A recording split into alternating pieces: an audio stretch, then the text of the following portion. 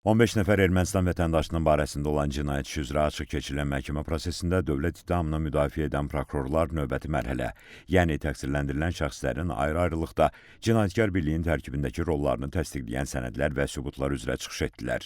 Baş prokurorun böyük köməkçisi Vüsal Əliyev Arayik Harutyunyanın cinayətkar birliyin tərkibində törətdiyi cinayətlərə dair məhkəmədə tədqiq edilən sübutları qiymətləndirərək dedi ki, təqsirləndirilən şəxsə qarşı irəli sürülmüş ittiham məhkəmə istintaqında təsdiqini tapıb.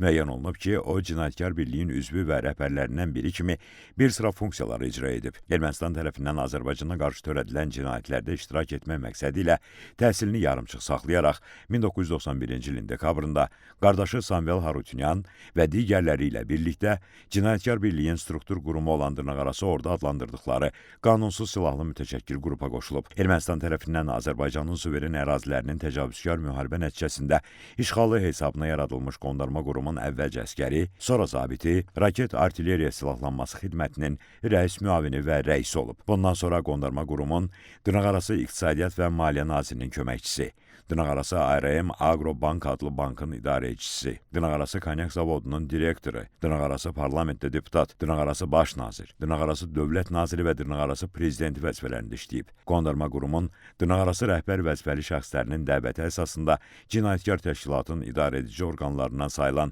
Dırnaqarası Təhlükəsizlik Şurasının iclaslarında və Azərbaycana, o cümlədən onun fiziki və hüquqi şəxslərinə qarşı cinayətlərin hazırlanması, törədilməsi ilə bağlı qərarların qəbul edilməsində bilavasitə iştirak edib. Bununla da rəsmi olaraq vəzifədə olmadığı halda belə cinayətkar birlikdə faktiki qərar qəbul etmək səlahiyyətinə və rəhbər funksiyalara malik şəxs kimi ümumi cinayətkar məqsəd və niyyətə uyğun fəaliyyət göstərib. Tədqiq edilmiş materiallarla Arayik Harutyunyanın 1990-cı illərdə Azərbaycana qarşı törədilən cinayətlərdə qardaşı ilə birlikdə iştirak etdiyi, habelə Kərki Cahan qəsəbəsində Xocalda gedən döyüşlərə qatıldığı təsdiqini tapıb.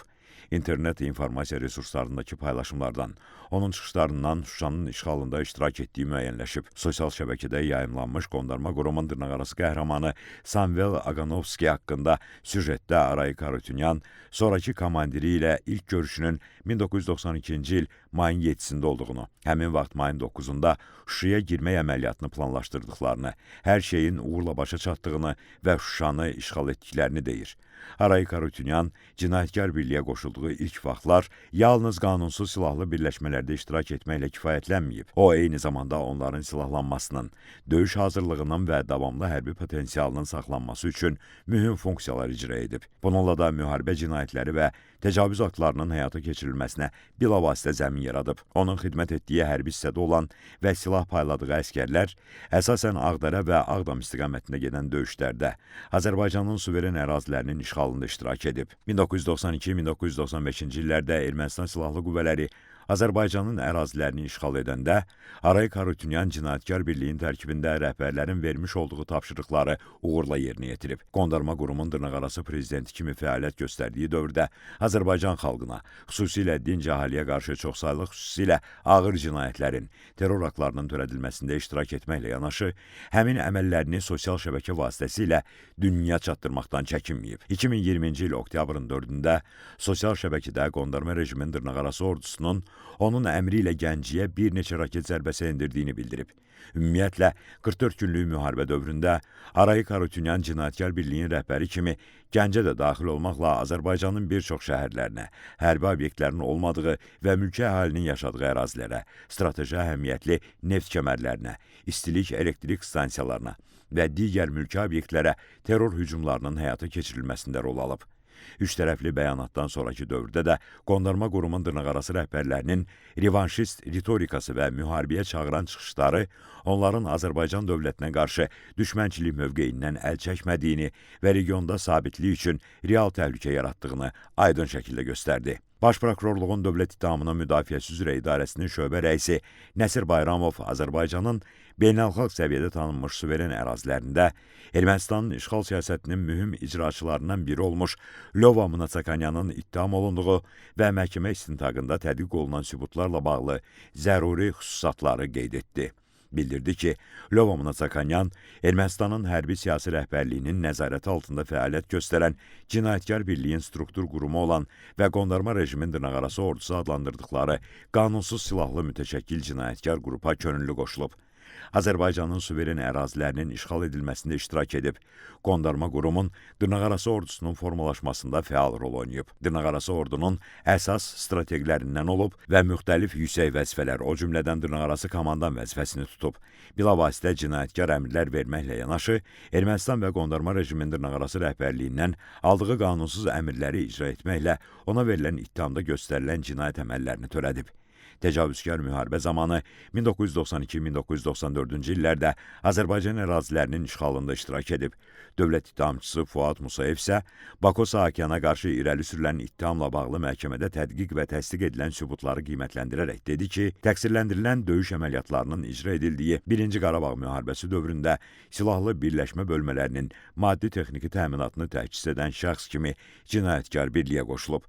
Sonrakı dövrlərdə təcavüzkar müharibənin yenidən planlaşdırılması, hazırlanması və aparılması, etnik təmizləmə, insanların təqib edilməsi, əsir və girov götürülməklə işgəncəyə məruz qalması, müharibə qanunlarının və ədalətinin pozulması, qondarma rejimin dırnaqarası Daxili İşlər naziri, dırnaqarası Milli Təhlükəsizlik Xidmətinin direktoru, dırnaqarası prezidenti funksiyalarını icra etməklə hakimiyyətin zorla ələ keçirilməsi əməllərində birbaşa iştirak edib. Məhkəmə istintaqı zamanı o, Şuşanın işğal olunması əməliyyatlarında birbaşa iştirakını etiraf edib. Dövlət ittihamçısı Vüsal Abdullayev təqsirləndirilən David Manukyana qarşı irəli sürülən ittihamla bağlı məhkəmə istintaqında tədqiq və təsdiq olunan sübutlarla bağlı zəruri xüsusatları qeyd etdi.